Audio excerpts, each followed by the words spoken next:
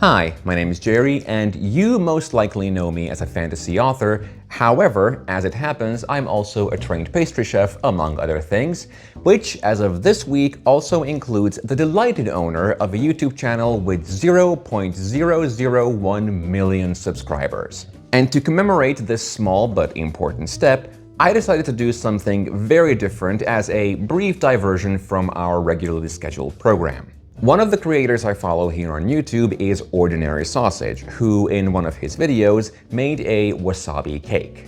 Now, in his case, this meant emptying a tube of wasabi paste into a box of cake mix and then slathering the baked sponge in a tub of store-bought icing. And while the end product was perhaps understandably not great, he did say that the sponge itself was surprisingly delicious, and that piqued my interest. Because just like when I write one of my fantasy murder mysteries, I also appreciate a twist and a challenge in my baking now and then. So for this video, I decided to make an earnest attempt at taking Mr. Sausage's original concept and elevating it into something genuinely delicious without fundamentally altering it. Here's how it played out.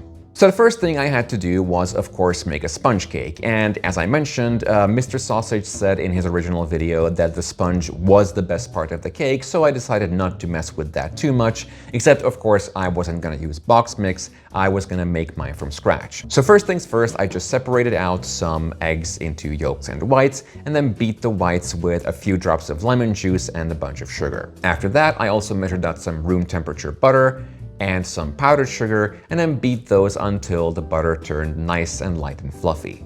After that, I just beat in the yolks one by one, and then also added a few drops of vanilla extract. And then it was time to add the wasabi paste. Now, because this was an experiment, I really just had to play this by ear and taste as I went.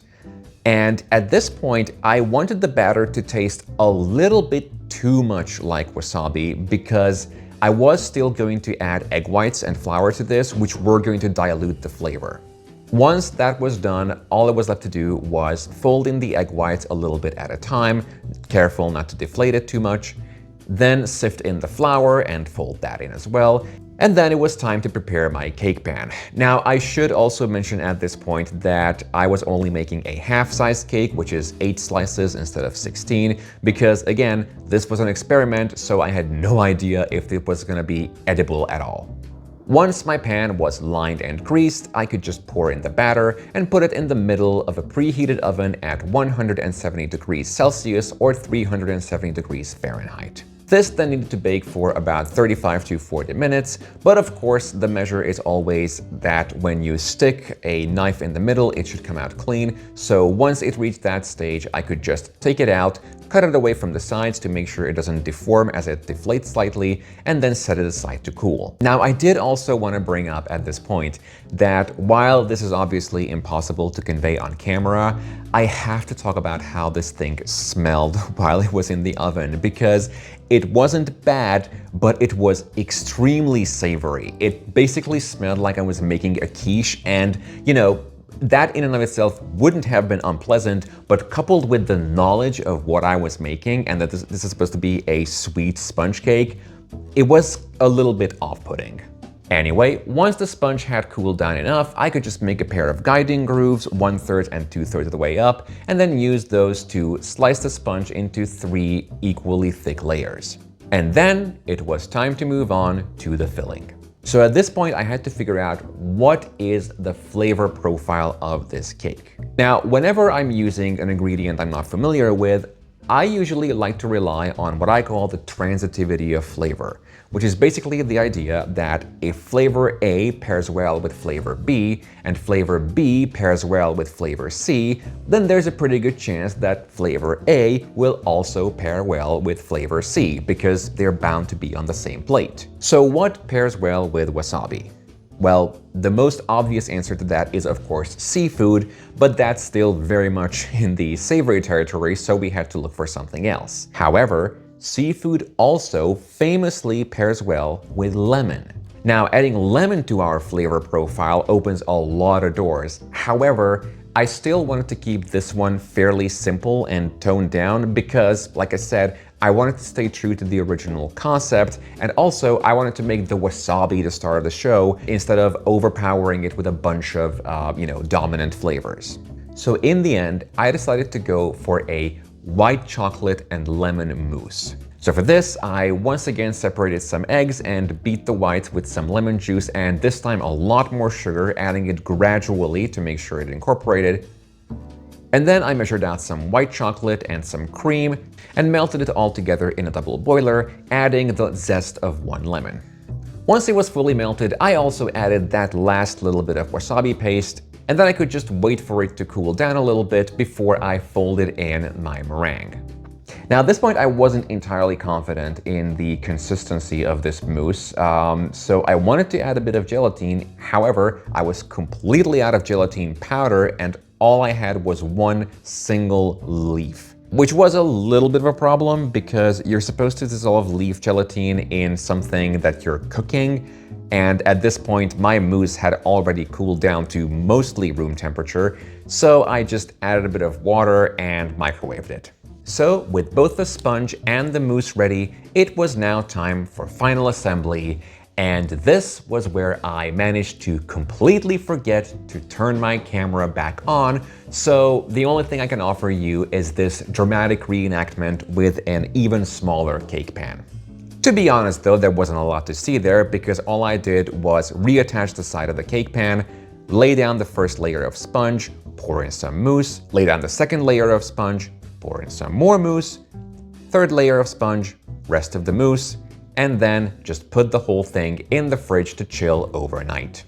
And then on the next day, which is this one, even though this was just an experiment, I still wanted to give it a proper treatment, so I added a bit of decorative sprinkles on the top, and then it was time to take off the sides and behold the fruits of our labor. All right, here it is. Moment of truth. I'm not actually mic'd up for this because I have no idea if I'm gonna react, but yeah. All there's left to do is to give this a taste. So here goes nothing.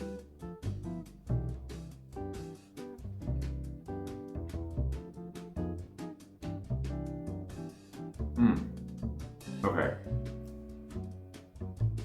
Wasabi taste, definitely there. It is, I think it is just noticeable enough. Like, it's noticeable enough that you can tell it's wasabi. It could be a little bit subtler, but then like, it would probably just like this kind of like undertone. But, oh, sponge is a little harder than I would hope. I think it was I think it's the wasabi paste that affected the texture of it, but I don't know. Yeah, it's definitely a novelty flavor, but yeah, it's good. It is good. It's a novelty, but it's good novelty. Or actually no, it's the other way around. It's good in a novelty way. Like I don't think if I was running a cafe, this would not be a permanent fixture. But as a kind of thing that you make for your friends, it's like, it's not a waste of ingredients in that sense. Like it is a delicious cake. Like I am gonna finish this slice. Because, yeah, the white chocolate does work well. It mellows out the wasabi. Like the sponge by itself is a little too much, but with the white chocolate, it just kind of mellows out just enough. The lemon is not there. It could use absolutely a lot more lemon zest. But I'm kind of wondering now what else I could pair with it. Because like I said, I wanted to keep the original concept intact, but if I was gonna riff on this, I don't know where I'm getting the idea, but I would add pineapple. I think pineapple would actually work really well with this. Yeah, other than that, yeah, not much else to say. So yeah, thank you to Mr. Sausage for the original idea, and also thank you for subscribing, because you gave me the excuse to make this, and any excuse to make a delicious cake is much appreciated. Alright. I think the rest of this is just gonna be going to town on this slice, so I'm gonna turn off here.